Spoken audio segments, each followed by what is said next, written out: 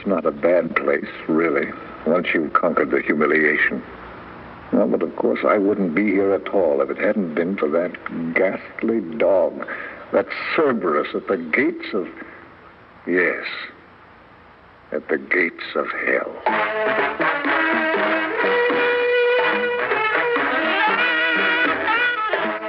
Theater 5 presents The Big Dog.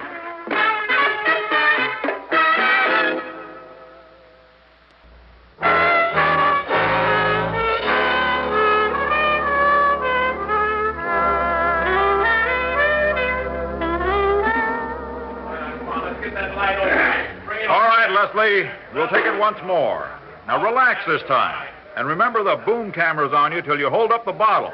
And then we go to a close-up of the pills. Right you are. Keep your fingers crossed. You'll make it this time. Need better. Those flubs are costing the agency a fortune. Quiet on the set. Roll it. Are you run down at the end of the day? Do you wonder where your pep has gone? Then what you need is tone. The amazing new product resigned to restore your... Resigned to Cut! Good grief. I'm terribly sorry, John, old boy. These commercials are deadly tongue twisters. Not deadly enough. Fire him. Get rid of him. Find me an actor who can say his lines, not some has-been. You fire him. I can't. That's Leslie Adams. I'll be glad to. I'm sorry, Mr. Adams, but I'm afraid we'll have to call it off. Apparently, you can't remember the lines. We need someone who can. Mr. Weaver, the man who could remember these lines would have to be part imbecile and part minor bird. I congratulate you on your wisdom in releasing me.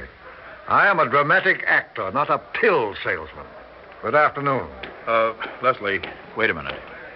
I'd like to thank you, John, for your understanding, to commiserate with you on our mutual employer. Let's try it once more, shall we? I'm sorry, John. He's through here. Let's not perpetuate this polyglot. I know you'll get it right the next time. There won't be a next time. Our single point of agreement. Good afternoon. Listen, Weaver. Now, Leslie, let's make a good exit. No matter who calls you back, don't turn. The scene is ended. Like his commercial. Head high, Leslie. One more take if you leave him alone. I'm glad you did that, Leslie.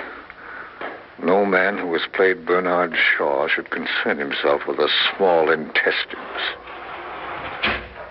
Oh, down, please. Thank you. 6 weeks.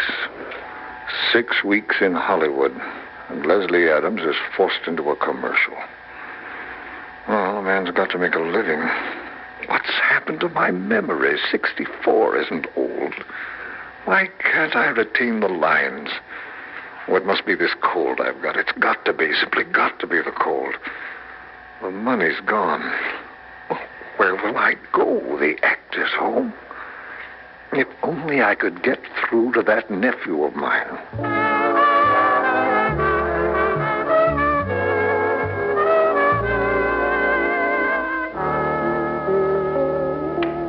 Well, Boniface Walter, how's the hostel tonight? A welter of mail and messages? Slow, Mr. Adams. No calls for you. Nothing from Alex Kendall? Not a thing. Leslie. Oh, how nice to see you again. Jamie! Here for a film? Oh, just 3 weeks. Are they keeping you busy? Oh, you know, the round of television. That nephew of mine won't let me rest. Oh, yes, Alex is doing well, isn't he? Oh, yes, and gone completely Hollywood, you know. Even his wife's got a secretary to handle their social life. Incredible place, isn't it? But I may escape it yet. Miller wants me back in his new play. Oh, Broadway?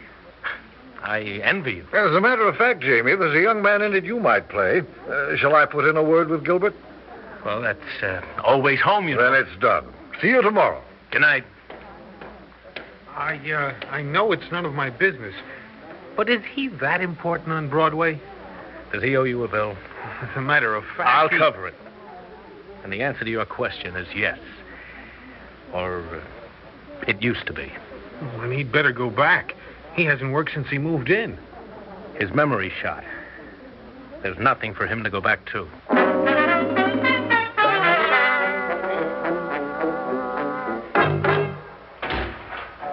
Hold it, buddy. Who are you? What are you doing here? I'm Leslie Adams. And? And I'm not a tourist from Boise. I'm here to see my nephew who's directing on this set. Sorry, orders are the stage is closed. Don't argue with him, Leslie. The man's too young to remember who you are. They ought to be breaking for the day soon. Oh, thank you. Thank you. I'll wait outside. Well, the days are pretty here. The weather, that is. The rest is like a visit to the dentist. It goes well enough until the drill strikes. Leslie Adams soliciting Alex Kendall. The world turns, doesn't it? But it's only work I want, not charity. If he and Marcia would only invite me to one of those parties they give. They ask the right people, men who could give me work. Yes, they're coming out now, the actors. There is a tide in the affairs of men, which taken at the flood leads on to fortune.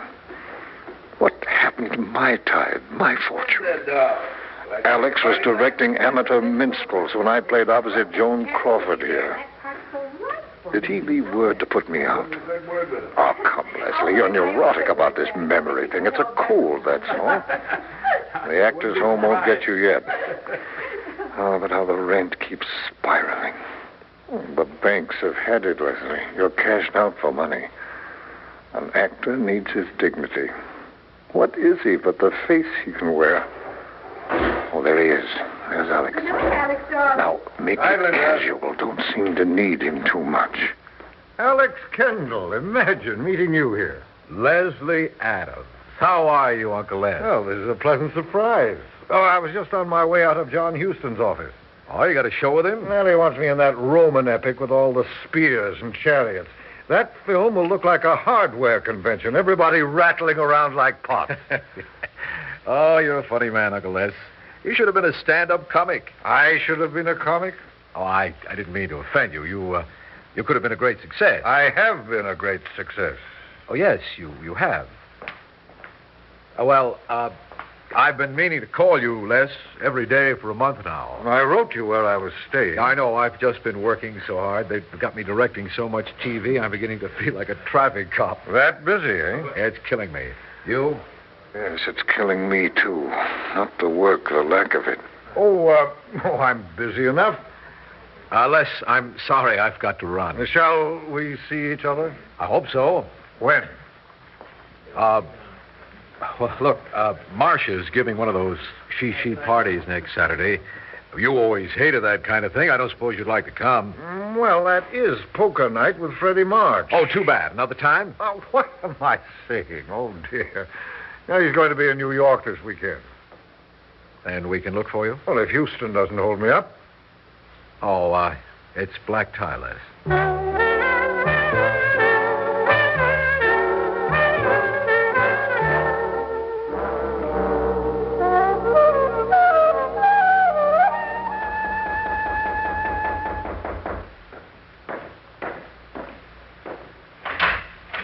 Oh, thank you, Walter. Nice of you to bring it up from the tailor.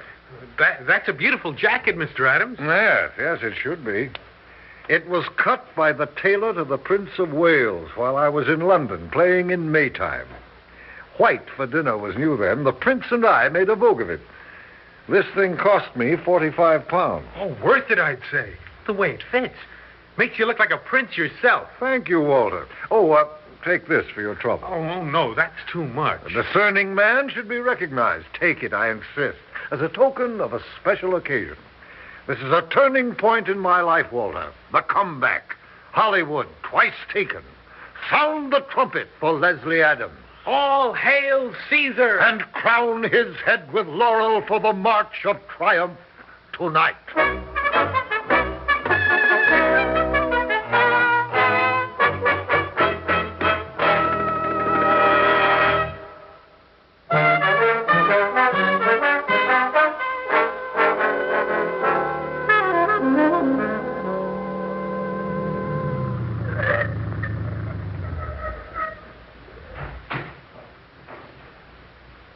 There you are, driver. Keep the change. What is it about giving a big tip that makes a man feel confident? Well, there it is, Leslie. the Kendall Menage. An imposing pile of rock, isn't it? Beautiful, too, in a grandish kind of way. As I remember Marcia, she's a little grandish, too. She must hire a battery of gardeners to keep the grounds this way. Oh, well, that's perfect. They've got themselves a dog. Not just any dog, mind you, but a Dane. Not just any Dane, but a harlequin, for heaven's sake, cavorting in the sprinkler like something out of DeMille. Now, just stay where you are, boy. The prince's tailor wouldn't approve of you. No, down, boy. Stop shaking. Go on. You're muddy. For a man who loathes animals, he's extremely fond of me. Alex should keep him chained when there are guests. Well, Leslie, it's time to storm the castle.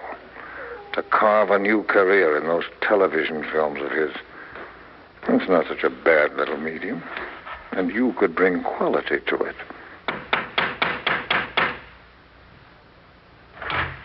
Good evening. I'm Leslie Adams. Oh, Mr. Adams, there you are. I was just passing the door. The other guests are in the drawing room. Please come in. How nice to see you again. I have...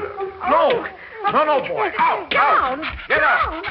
Oh, dear. Oh, look what he's done. The mud all over my dress. What a shame, and he's darted off. Is there anything I can do? Thank you, no. If you'll introduce yourself to the other guests, I'll just go and change. Alex was held up at the studio. He may not be able to make it. Excuse me. No, certainly. Oh, what an incredible performance.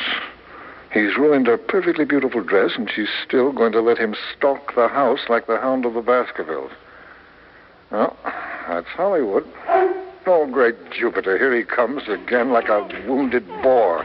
No. Down, boy, down. Stay away from my jacket. Stop licking my hand. I have no desire to establish a friendship with you. Oh, and will you, for heaven's sake, stop following me? You make me nervous in this jacket. Oh, here, boy, here, come. Now, let's try the patio, shall we? There. Out you go. Good riddance.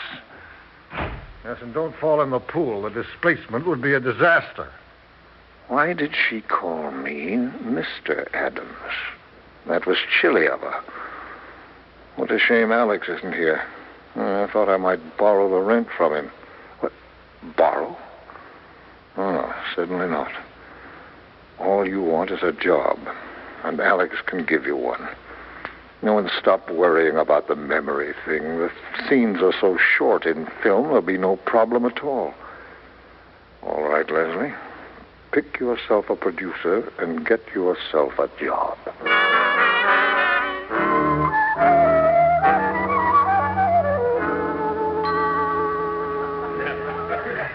Oh, is that a martini? Thank you. Thank you very much. You know, Mr. Delbert, as I was saying, your series is without question the most superior in television today. Well, thank you very much. No, I mean it. It's adult, imaginative, creatively conceived. Any serious artist should feel privileged to appear in it. Oh, I know I would, and I turn down parts by the score. Now, go away, boy, go away. That dog is crazy about you, isn't he? Yes, he seems to be. Say, do you suppose they'd mind if I put him out again? Come on, boy, come on. I'll be back, Mr. Delbert. Yes. I think I can be of help to you. Now, listen, you moon-eyed minotaur. You're not going to wreck my chances. I'm here on serious business. I've got to talk to these people, especially to Alex's wife. I can't have you fawning on me while I work. So, out you go. Out, do you hear me? Out. Go on, out. Oh, heavens, here comes Marcia. Does she see me do that to him? I don't think she likes me anyway. All right, Leslie. Charm her. She can persuade Alex to give you work. Talk about her house, her garden, her dog. Tell her she's beautiful. Alex can help you. And Lord, how you need it. Oh, what a way to live. You revolt me, Leslie Adams, soliciting these people like some beggar in the street. Well, what else can I do? Go to the actors' home. Oh, Marcia. You know, if I'd known you'd wear such a dress as that, I wouldn't have been so stricken. Petrie, isn't it? Or Marley Parness? No, it was done by one of Alex's designers. Yeah, that's another talent of Alex's, finding the right people. A designer, an actor, a wife. He's unerring. He's perfect. He was married once before. Well, one works toward perfection, you know. Ah. Oh, I saw that show of his last Tuesday. Brilliant. Oh, it was good, wasn't it? I've been a director, too, you know. I see the inspirational touches. Alex has a transcendent talent for dramatic grouping, like Goya. Oh, do you think so, too? Oh, please sit down and tell me about it. Oh, for the love of Jupiter, is he back in? Oh, dear, and covered with mud again. I do No, wish boy, you... down. Get off that sofa, you idiot. Get off. There. Well, I hope you'll forgive me, Marcia, but it did seem wrong, you know, for that dog to sprawl on a velvet love seat. Yes, didn't it? Excuse me, Mr. Adams. I must see how dinner is coming along. Dear saints in heaven, I've offended her, slapping that canine pachyderm. Well, there's no time to waste. I'll get to work on Delbert again. You need a job, Leslie, in a series. You need a lot of ransom to stay out of that actor's home.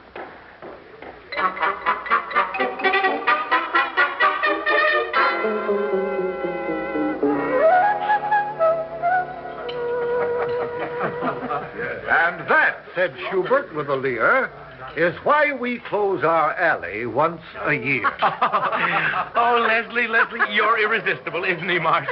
Oh, yes, indeed he is. Good boy, Leslie. You've really made an impression on Delbert. I'm sure you can get work with him.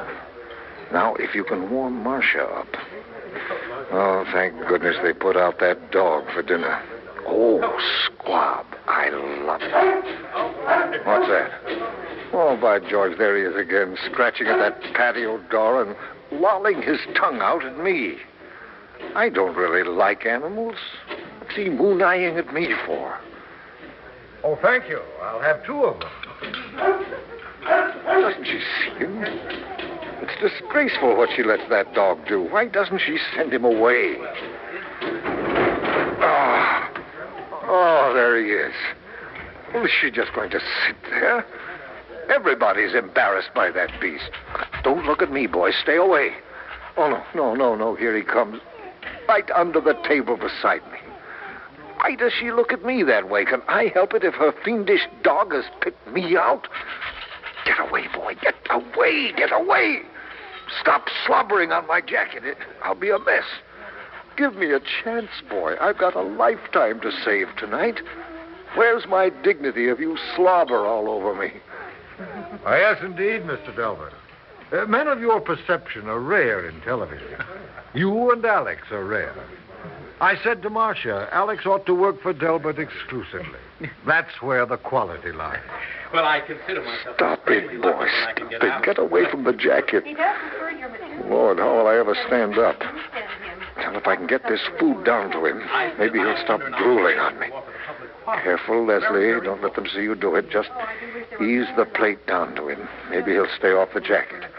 Hungry as I am, that's more important now. Act as though you dropped something and get it down to the floor. There you are, boy. Oh, that fool dog has knocked it out of my hand. Well, don't stare at me. If you'd put the beast out in the first place, this never would have happened. He's ruined my life, filthied my jacket, deprived me of work, stolen my dignity. What chance have I now? Mr. Adams, I didn't mind about my dress. I didn't mind about the muddy sofa. But perhaps it would be better if the cook were to feed you both in the kitchen, if you insist on bringing your dog to my party. It's not a bad place, the actor's home, once you've conquered the humiliation. And there's one splendid thing about the home. No dogs allowed.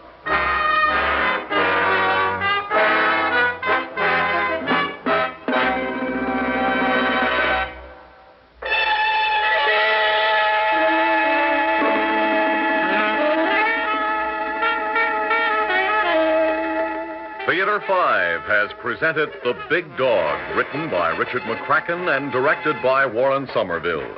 In the cast, John Griggs, Vicky Bola, Ralph Camargo, Guy Sorrell, George Petrie, Bob Hastings, and Marty Myers. Audio engineer Neil Pultz. Sound technician Ed Begley. Script editor Jack C. Wilson. Original music by Alexander Vlastotsenko. Orchestra under the direction of Glenn Osser. Executive producer for Theater 5, Edward A. Byron. We invite and would appreciate your comments. Write to Theater 5, New York 23, New York. This is Fred Foy speaking.